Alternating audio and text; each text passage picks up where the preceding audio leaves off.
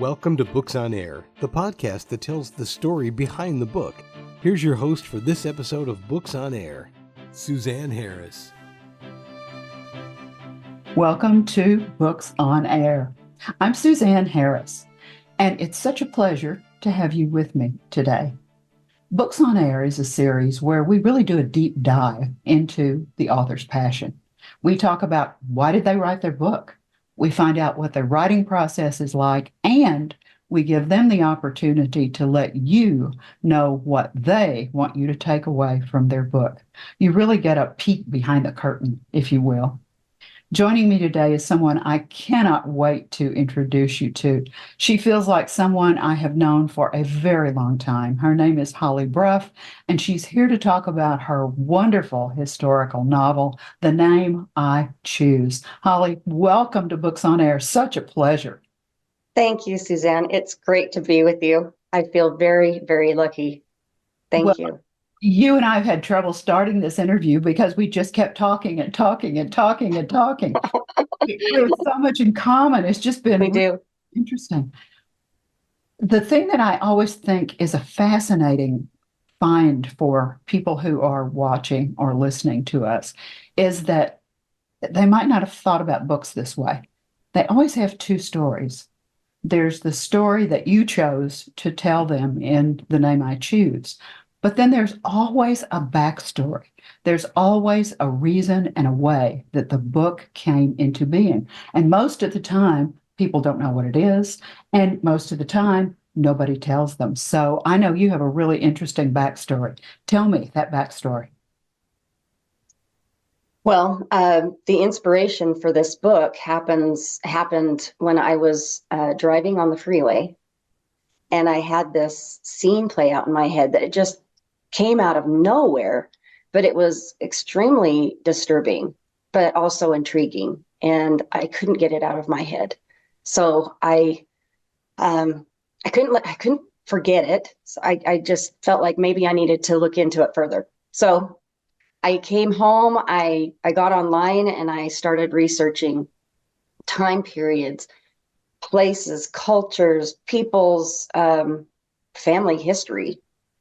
And I decided that in order to really tell the story of how this person became who they are, I would have to go back 2 generations.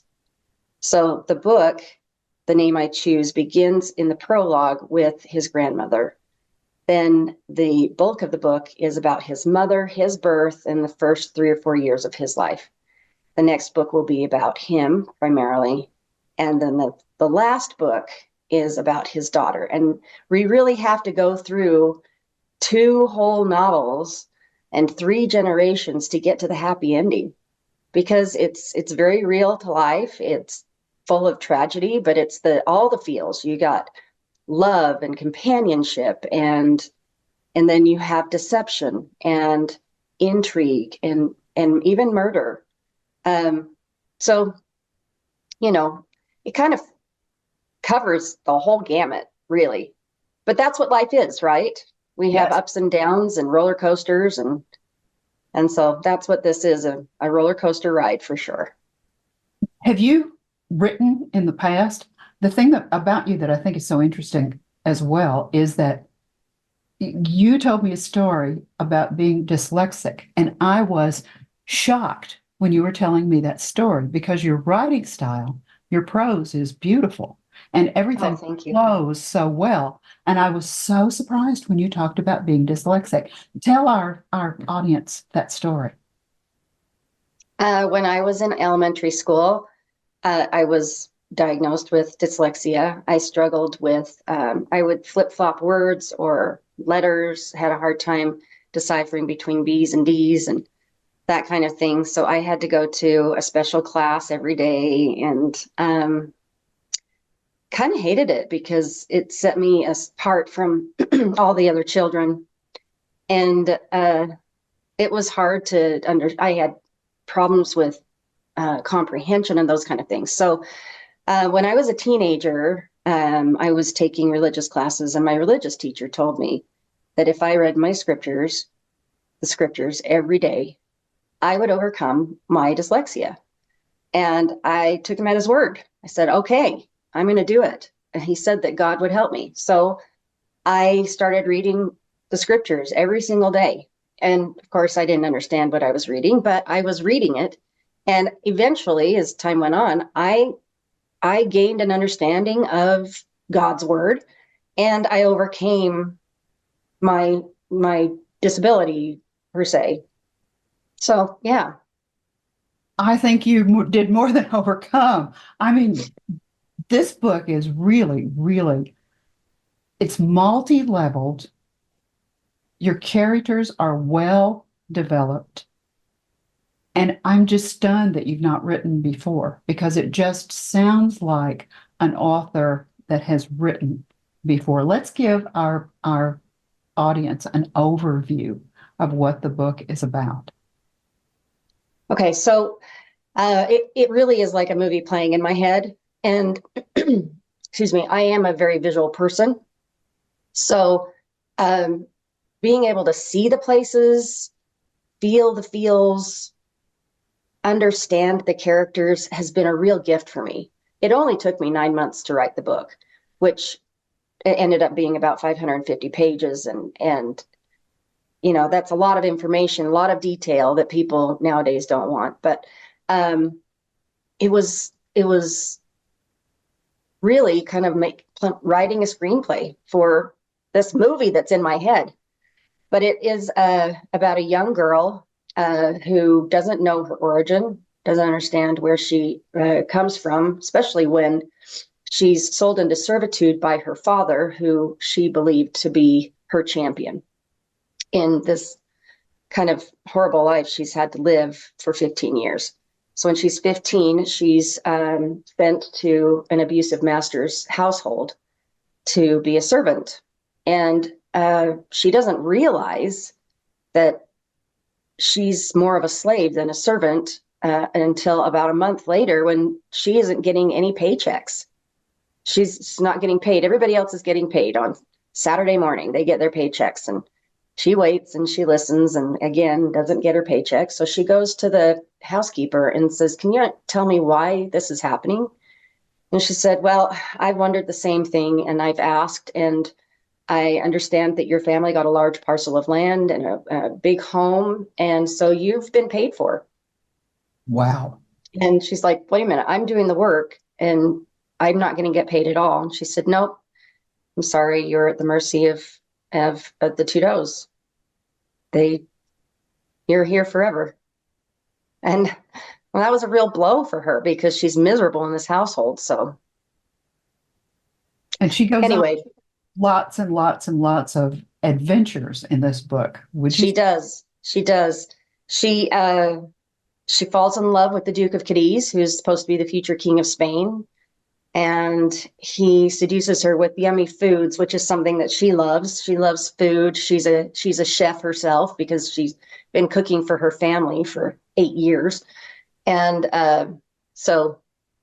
and he's also a food connoisseur. So that's something that they had in common. And he would bring her these delicious treats to taste and whatever. But they had a short love affair, and then he left her pregnant and wanting. And so she needed to protect herself from her master and protect this unborn child. And so she fled. And that's actually a part of the story that I wanted to read today. Okay. Was after she flees. Super. Go ahead. Kind of her experience. Would you like me to do that now? Yeah, that's great. Okay. So as instructed, Amalia stuck to the trees, keeping in their shadows on the outskirts of Aguilas. But the trees spread farther and farther apart as houses clustered closer together, and the thought of Abuela peering down at Amalia from the second floor of her home and knowing someone else could be doing the same thing frightened her. Once she entered town, the streets narrowed and visibility beyond the next bend became impossible. Horror struck her when she came face to face with herself at the end of an alley. Reward for the information about this woman, who goes by the name of Amalia Maritimo. Dark hair, green eyes, short in stature and slender. Last seen wearing the uniform of a housemaid, she is in the possession of precious emerald jewelry belonging to the Tudo family. report any information to the civil guard. Amalia's heart pounded. Her feet felt numb. She rushed through the streets, catching only brief glimpses of the next turn. Coming to a high wall and nowhere to go, Amalia turned, praying no one would stop her. Few people looked up from their conversations, and she kept her eyes averted. Peeking over her shoulder to make sure no one was following her, she took a left and barreled into something solid but soft. She yelped in surprise. Strong hands set her right. She made eye contact with a short, stout man, possibly in his late 20s, dressed in military uniform, his soft brown eyes wide with surprise. Not a moment later, a taller gentleman appeared to her side. At her side, taking her elbow and turning her so her back faced the open plaza and any curious bystanders. Out in the harbor sat the most beautiful ship she'd ever imagined. He wrapped his cape around her shoulders. "Be gentle, Hastings," the shorter gentleman said in English. "I was very gentle. You help her then." The taller officer walked a short distance away, but his hawk-like eyes canvassed the area. They wore English Royal Navy uniforms, complete with navy tails and gold tassels on their shoulders. Could these officers be the ones I overheard on the road to Aguilas, or the ones Abuela told me about? Uncertain why the handsome officer abruptly walked away, Amalia flashed her prettiest smile at the other gentleman and spoke slowly in Spanish. "Pardon me, is this your ship?" She prayed he understood her. He removed his hat and replied in near perfect Spanish, "Buenos tardes, señorita. Allow me to introduce us. I am Commander Gilbert Channing, and this is Captain Joshua Hastings. We are at your service." The commander lowered over her hand and kissed it. Captain Joshua Hastings. The captain quickly glanced at Amalia, then looked away. "Hastings?" He rolled his eyes and mustered a stiff bow. "Buenos tardes." Amalia's face brightened when she recognized his voice. As a result, Captain Hastings' mouth fell open, and she had to cover her own to hide a laugh at his reaction. He adjusted his broad shoulders, and her eyes followed their taper down to a narrow waist accentuated by an ornate belt. His crisp uniform emphasized his muscular frame, making Amalia's commitment to stay away from men teeter dangerously. His impeccable physique was as mesmerizing to her as her smile seemed to be to him. "And you are?" Commander Channing said. Pulling her eyes away from Captain, she replied, "Oh, si, pardon me. I am, I apologize. I was distracted. My name is Leah Tavio." A lopsided smile and raised eyebrows revealed Captain Hastings' amusement at her stutter. "Do they notice my blunder?" "You are in luck, Señorita Tavio. This is our ship," Commander Channing said. "I would like to purchase a ticket, por favor. When will you be casting off?" she said, a little too eagerly. "Our ship is leaving in a few hours, but we don't often ferry civilians when delivering cargo and supplies. However," Channing looked at Hastings, who gave him a slight nod, "I believe we can make an exception from this one time for a nominal fee." Amalia felt some nausea settling in. "Señorita, are you well?" Trying to act confident, her voice squeaked, "What is the price?" "You haven't asked where the ship is going," Captain Hastings said. Taken aback by Captain Joshua Hastings' perfect Spanish, as if it were his native tongue, Amalia stared at his polished teeth as his lips glided over them. She forgot to respond. "Oh dear, what was the question?" There was a chuckle from the commander. "Oh, where is it going?" Amalia quickly asked. Nerves on edge, she tried desperately not to look around for the civil guard. With one man in front of her and the other nearly behind her, they kept her hidden from suspicious eyes, but she felt anxiety at not being on the ship yet. Oh, I love it. You make me want to know what happened. And that's exactly what you wanted to do, wasn't it? Thank you. Yes, I wanted to get to the part where Captain Hastings pulls Channing aside and says, "I think she's the one on the bulletin, and I think that she is Tudó's victim. We need to help her." So I love it. See, your writing is just terrific. And you said something earlier that I think is important for the audience to think about. You talked about seeing the action in your head. That's a creative brain. I can't tell you the number of fiction writers that I interview, and that's what they talk about. You're either a pantser or you're an outliner. If you're an outliner, then you sit down and you write down every action and you know exactly what's going to happen next. If you're a pantser, seat of the pantser writer, I am too. You sit down and it's like the movie starts in your head. People who don't visualize that way don't quite understand exactly how that process works. It's almost magical. Would you agree? Absolutely. It is magical. That's why this adventure has been so great. And I love reading this. I mean, it's kind of funny that I like reading my own book, but I totally enjoy it because, first of all, I can't believe that that came out of me.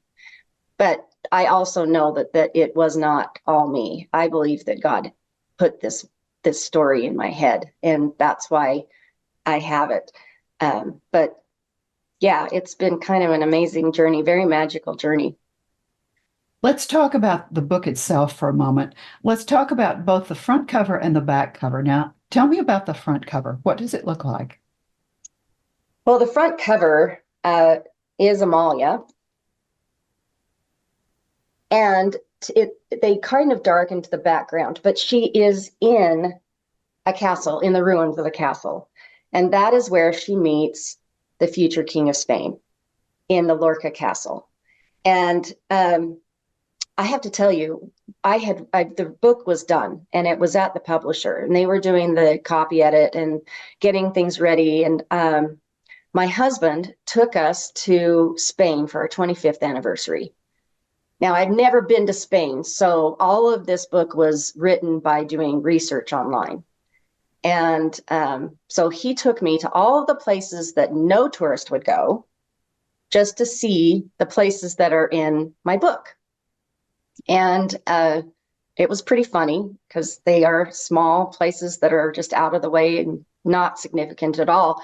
But I was thrilled to find out that my research was correct, except for the Lorca Castle, the fortress. I didn't have it on a hill. So when we went to visit the Lorca Castle, it was on this big hill. And Amalia makes a trip to this fortress every day for a month. So I had to rework how she got to the castle every day during siesta. So that was the one thing. And the great thing about it too is that because we visited it, I had an idea of the landscape. I was able to make sure I could actually put detail in about the fortress itself. It had frescoes on the walls, and the stairs were narrow, and there were places that you could hide, and it was just a really cool experience to go through that and see that. But then I could illustrate that a little bit better for my reader in the book. But then I was able to paint it. Oh, well, the painting over your right shoulder is a painting of that castle. Am I right? Is that what it is? It is. It is. And of course, I took most of the modern, buildings and whatever out of it so that it looks more like it did at the time of the book in the 1800s. But yeah, so my publisher was really excited about this watercolor, and for free, they put it on the back of my book so that people can see it and kind of get an idea of the terrain of the Lorca Castle and the beauty of all the flowers and everything. Because Cisco, the Duke of Cadiz, he would always give her a bouquet of wildflowers every time he saw her. And so the flowers are in the painting, and just the vegetation, everything. It was a really beautiful place. I can really hear how much you love your work in your voice and the way that as you're talking about this, I could just feel you almost caressing the words and caressing the book and sharing your adventures with us, because you made me go right with you to Spain when you were talking about that castle.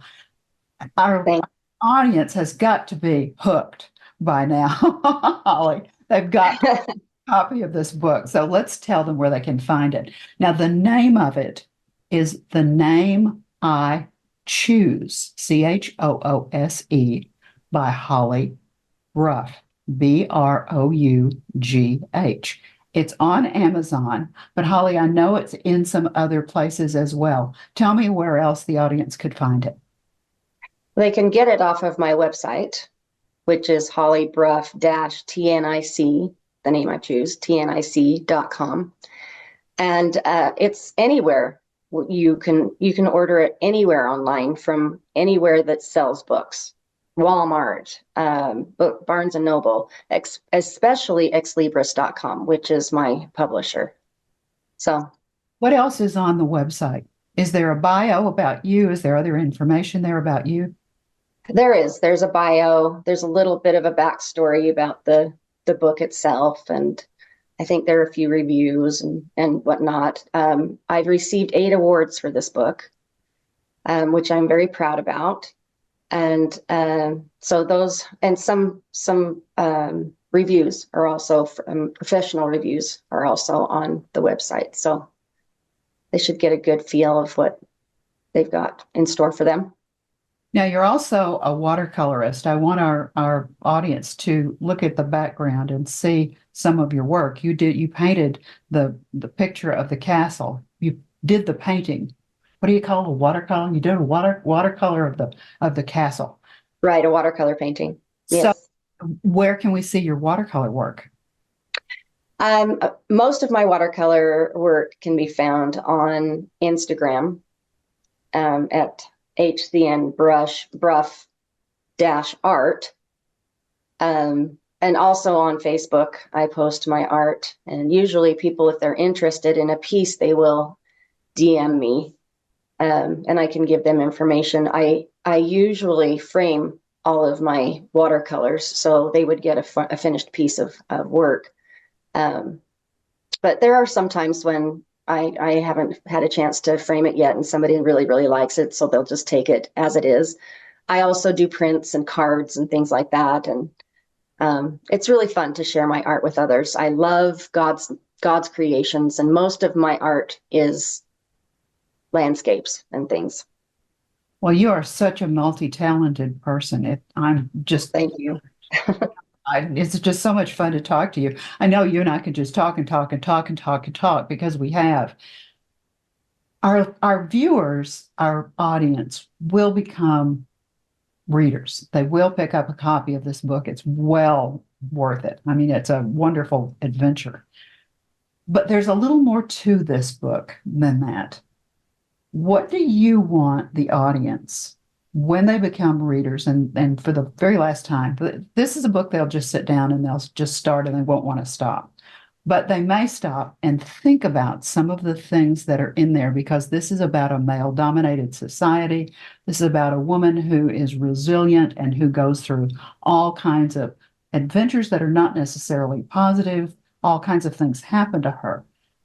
What do you want that reader, when they, for the very last time, close that back cover, they've read the last page, and they sit back and they think about The Name I Choose? What do you want them to take away? What are the themes? Thank you for asking that. A lot of people who write fiction don't have a platform. But in my case, I have very strong feelings about names and labels. We live in a society where labels seem to be very important. And if someone is given a label, then that's who they are, and they can't move from that spot, and where they are denying their true selves. Or, you give someone a nickname, and it might be a downgrade and like a degrading name, or there are just so many things that people think that names define who they are. And that's exactly what Amalia feels. She feels like her name defines her. Amalia means hard work, labor. Leah,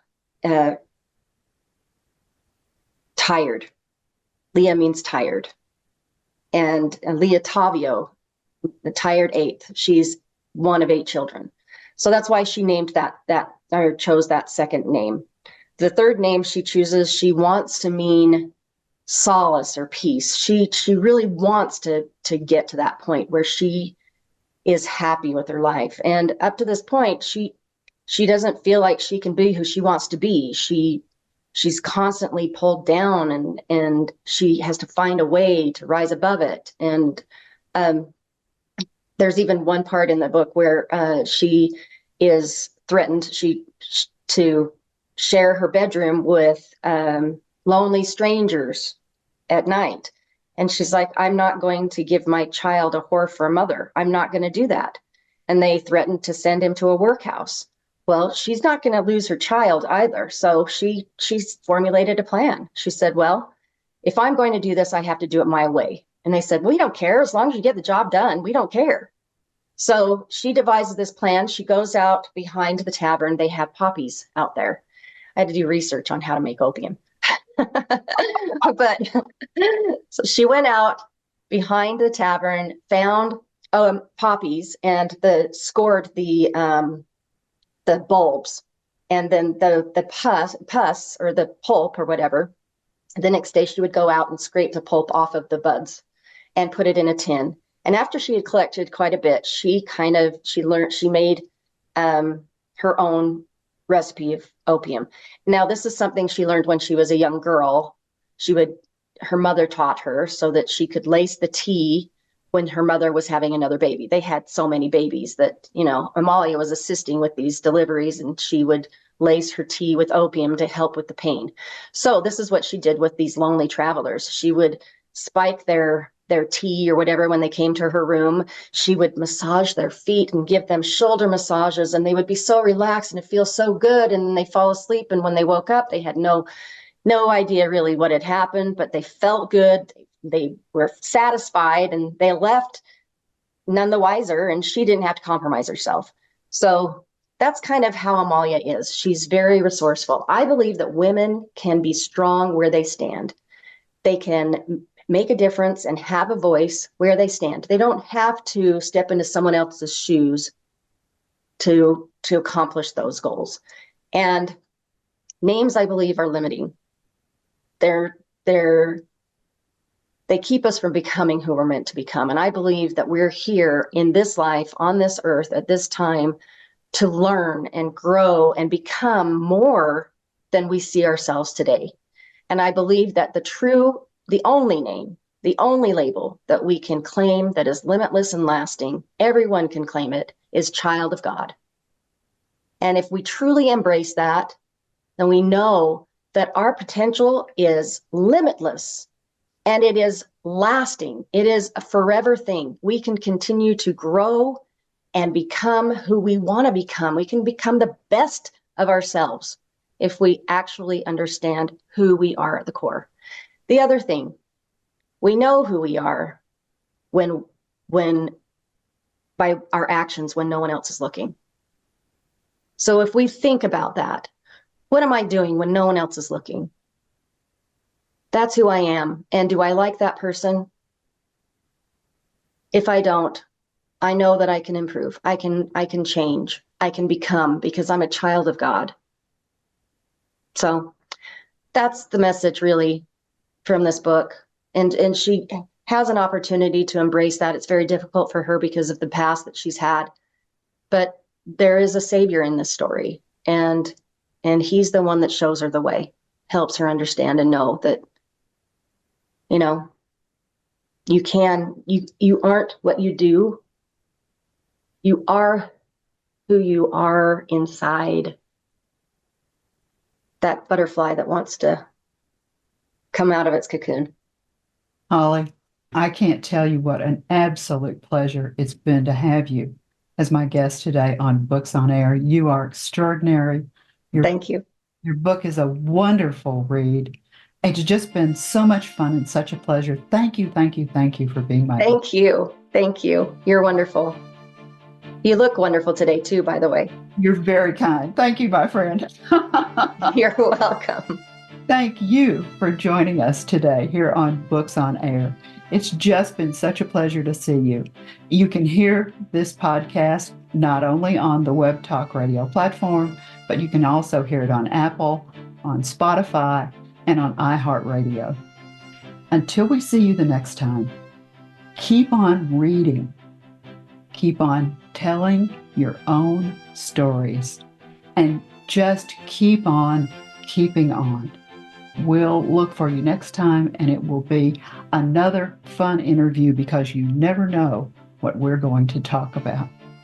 Thanks again for being with us.